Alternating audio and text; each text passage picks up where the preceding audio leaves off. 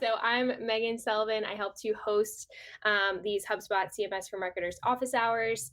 I've been working in HubSpot CMS for a little over 5 years, probably closer to 6 years now. We have built and launched probably close to 100 HubSpot CMS websites. So we eat, breathe, and sleep HubSpot CMS, all about it.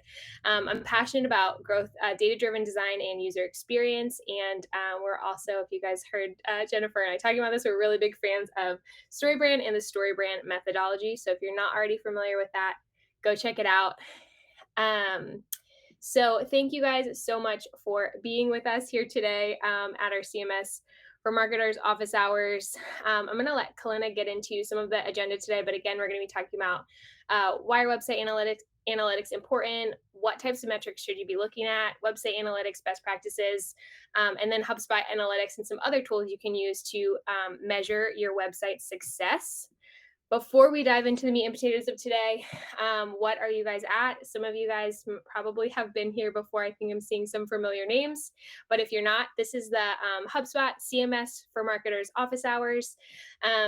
We are just a community of marketers using the HubSpot CMS. So we are so happy that you guys are here. The intention of this is just to create a community where we can learn together and grow together and do better marketing together. So we would love to hear from you guys. If you're not already a part of the HubSpot CMS for Marketers study group, you can join, and it's a really cool conversations going on over there. People are chatting, posting their questions or curiosities when it comes to HubSpot CMS, and a place where we can sort of learn from each other and again grow together, and learn what we're doing well. On the topic, before I hand it over to Kalina, next office hours, which is going to be in November, I'm going to be talking about smart content, how and when to use smart content on your site. So I'd love to hear from you guys if you have specific examples of how you are using smart content successfully. We'd love to showcase you in that. So I'm going to put my email in the chat. Send me an email or connect with the CMS for Marketers study group and let us know how you're using smart content. If you're using smart content, if you have questions about smart content, we'll be talking about that next office hours. So I'd love to showcase some of you guys who are probably using smart content in awesome ways. With that, I'm going to go ahead and hand it over to Kalina. And I think I skipped over your introduction as well, Kalina. So if you want to introduce yourself, and I'll get into it. Hey guys, I'm Kalina. I'm the Senior Account Manager at Nextiny, and I've been working in the HubSpot CMS for about 3 years. Like Meg said, we're really big StoryBrand fans here, and we like to incorporate that methodology into all of our site projects. So today we're going to talk about website analytics and just do a quick little dive into what they are and why they're important. So first question is, of course, why are website analytics important? The main gist, and Meg, if you could go to the next slide.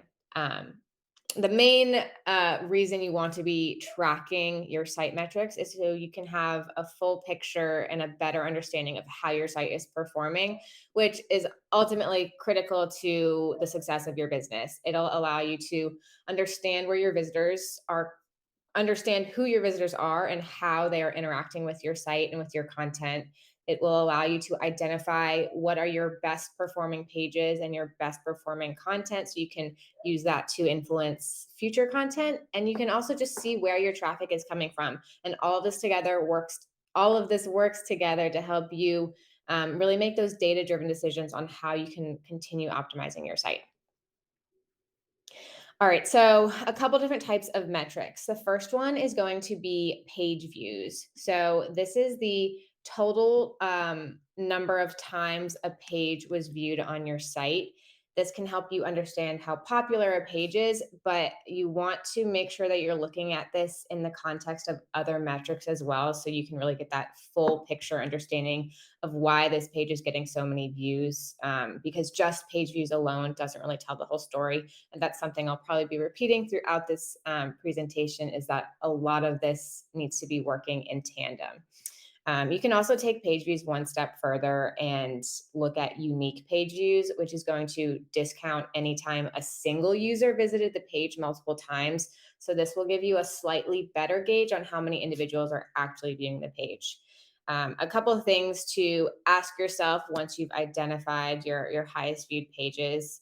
You want to look out for ways to optimize these pages. If they're getting the most traffic, then let's take advantage of it. So, can you add in a call to action? Are there pop up forms that you can add? Maybe you have an offer you'd like to promote, or does the page itself need a form on it? For blogs, the same general principles are going to apply. So, for your top performing blogs, are there opportunities for conversions? Have you optimized the content to be SEO friendly? Or does this blog give you more ideas for other content that's in that same vein that seems to be forming or performing well?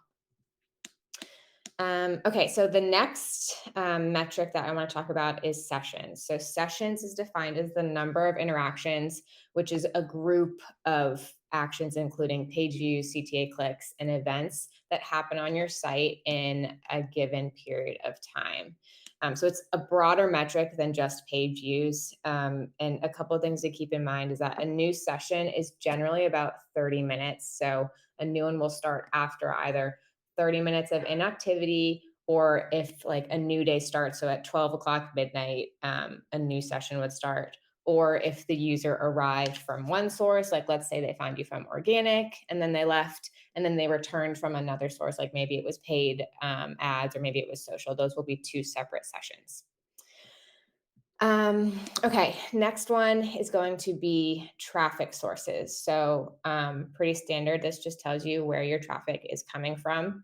HubSpot's traffic analytic tools tracks multiple categories, and you can see them in this little image here. So, we've got organic search, direct traffic, referrals, email marketing, organic social, paid search, paid social, and then sometimes you'll have other campaigns depending on how you've got your HubSpot set up.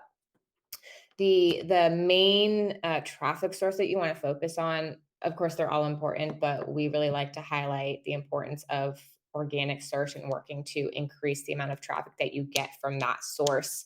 It's a really powerful way to drive a lot of unpaid traffic to your site from search engines like Google. And again, this is non-paid. So you do this largely through your content strategy and your SEO efforts and making sure that your blogs are relevant and that you're talking about information that people are asking questions about. And just in general, knowing where your traffic comes from is really going to help you influence your marketing strategy. So, a couple examples: if you see that your organic organic traffic is low, this might tell you that you need to dedicate a little bit more time researching some of those relevant blog topics or finding what common searches people are doing so that you can write content that answers those questions.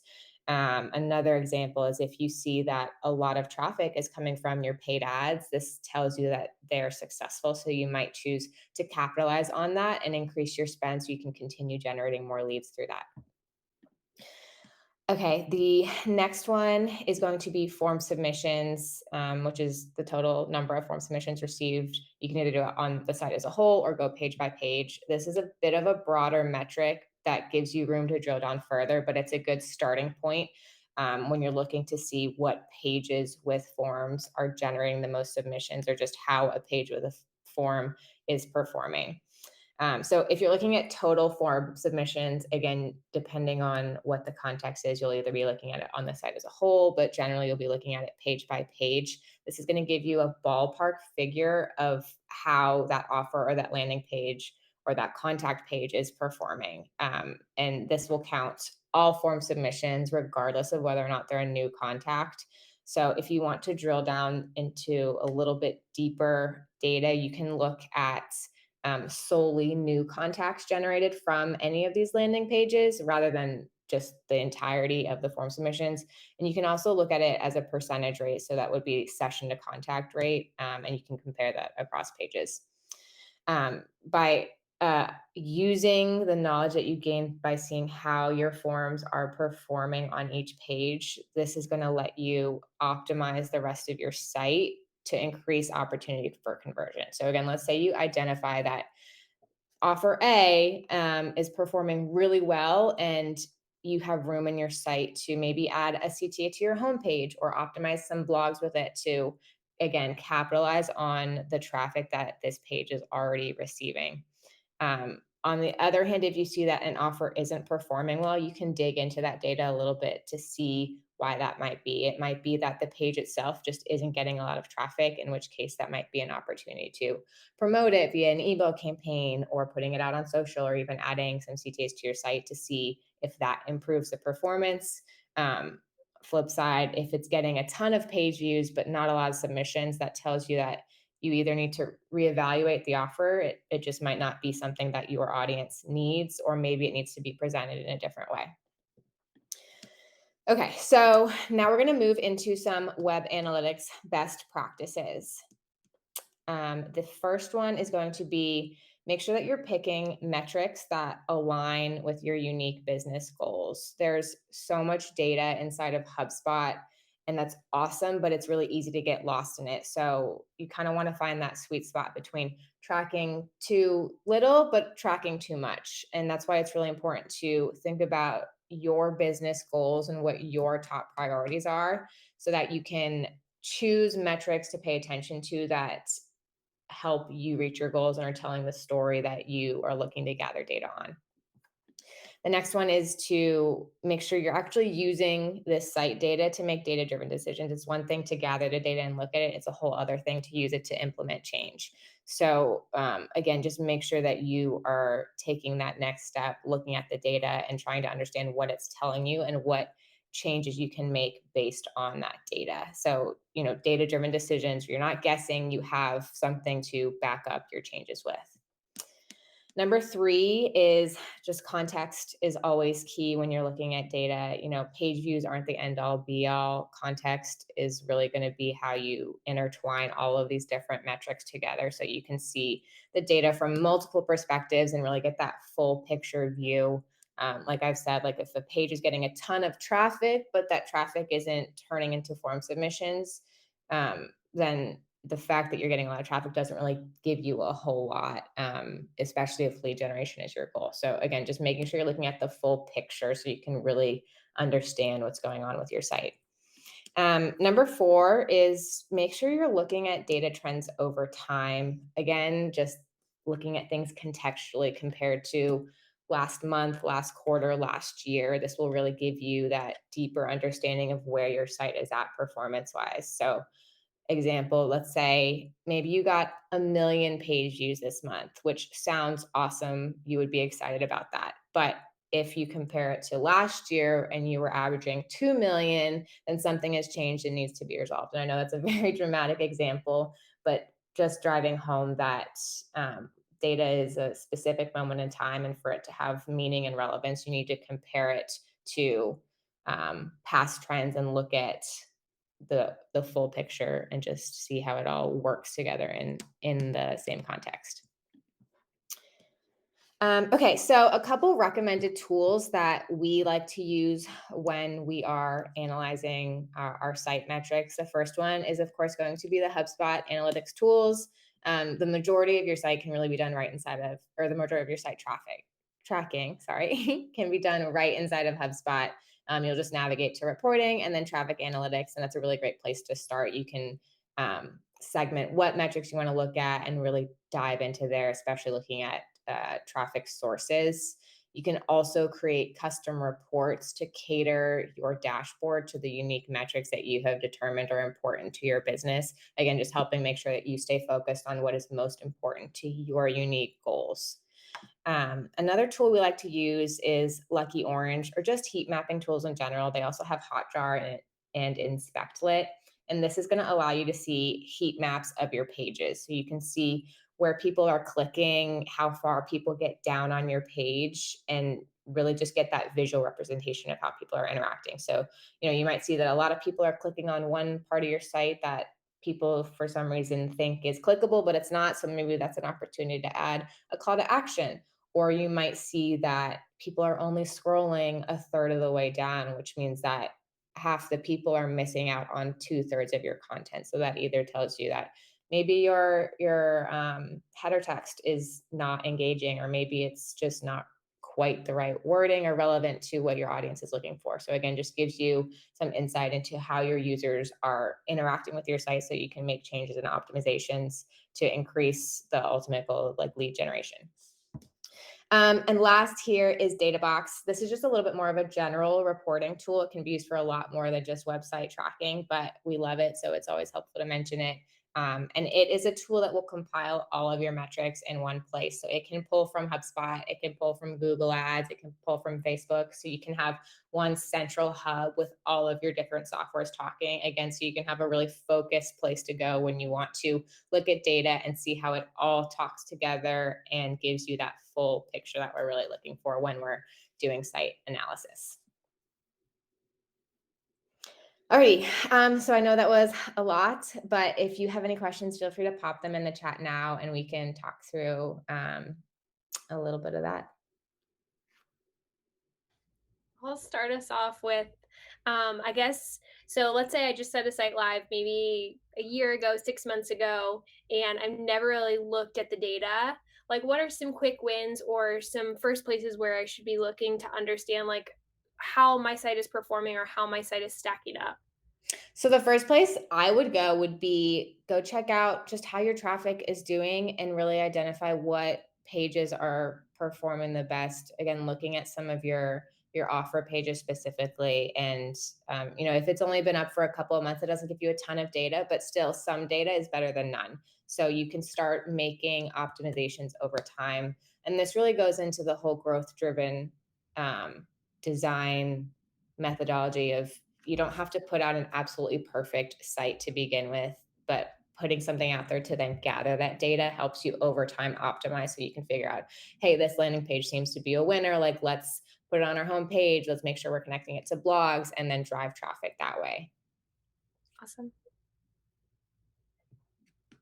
All right, Kara put something in the chat. If I am trying to understand form submission information and I want to know what form is submitted per page, should I have unique forms per page or just one form for the entire site? That's a great question. We like to have individual forms per page so that it just helps you stay really focused and know that this form is identified with this offer, and so you can have a really clear path of who filled it out and compare it across the board to different offers across the site. It also allows you to have really clean automation if you want to set some up. Maybe you set up some follow-up emails or you set up some type of workflow. This is just, again, keeps it really clean and organized, having separate forms.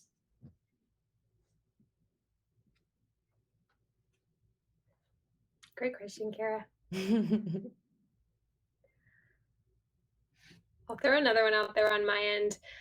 How do you know at what point in reviewing data or looking at data do you say, okay, this is enough data or this is enough information for me to take action? So maybe, you're looking at page views or you're looking at form submissions and you're making decisions on, maybe optimizing different pages for different forms or moving calls to actions higher up on the page. At what point do you typically say, this is enough data for me to make an actionable decision on? So it's hard to be technically statistically relevant. That I think needs to have about 10,000 stat points. So generally, again, some data is always better than none. And as soon as you can start seeing kind of a bit of a trend, just test it.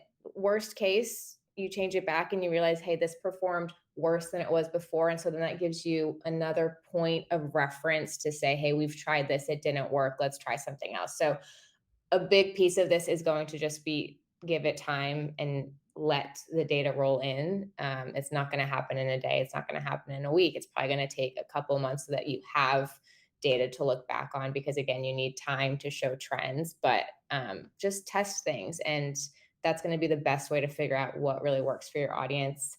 And again, websites are just, they're ever changing. They're not going to be static. So some offer that might be relevant in this period of time, maybe a couple years down the line, you've either optimized the offer, or you've created a new service that might be more relevant for your clients. Just know that things are always ever changing, and it's okay to change things up if you see an opportunity. Awesome. That makes sense. Thanks.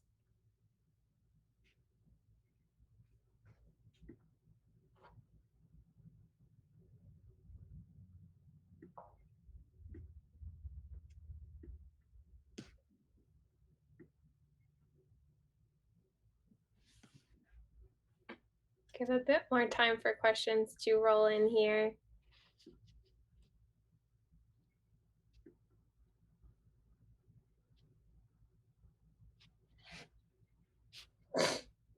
While we wait, I would say too, a quick win from the website side of things is to take a look at, like Clint was talking about, page views and taking a look at what pages are getting the most views and does that make sense for the pages that you want your audience to be looking at. So maybe in your top navigation menu, you have,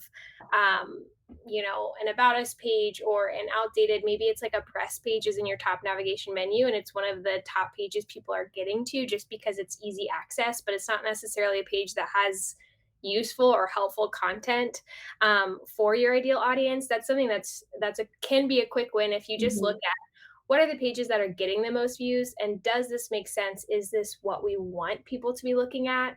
And then maybe taking that page and say, okay, people are going to about us page, but it has a really high bounce rate. So maybe they're not finding the information they're expecting to find on this page. What can we do about that? What are people actually looking for when they click on this page name? And then trying to sort of understand data that way and reverse engineer to get the audiences the information that they want, but also information that makes sense for your business. So that can be a quick win too, just to look at what pages on your site are getting the most views, and does that make sense for what you want them to see and what you want their user journey to look like. Looks like Jennifer's got a question as well, Kalina. How are you handling the unknown keywords for almost all organic SEO? Are you seeing any keywords? Not an expert in this topic, but in general, when you're not able to see the unknown keywords, that's either your HubSpot needs to be, I believe you need to identify it to a specific campaign, maybe, but you can also go into the Google Ads, and that's generally a more reliable way to see the breakdown of those if HubSpot's not giving you enough data there. And I can look back and get a little bit more details on that. Jennifer, if you want to shoot me your email, and I can email you back some more specific answers there.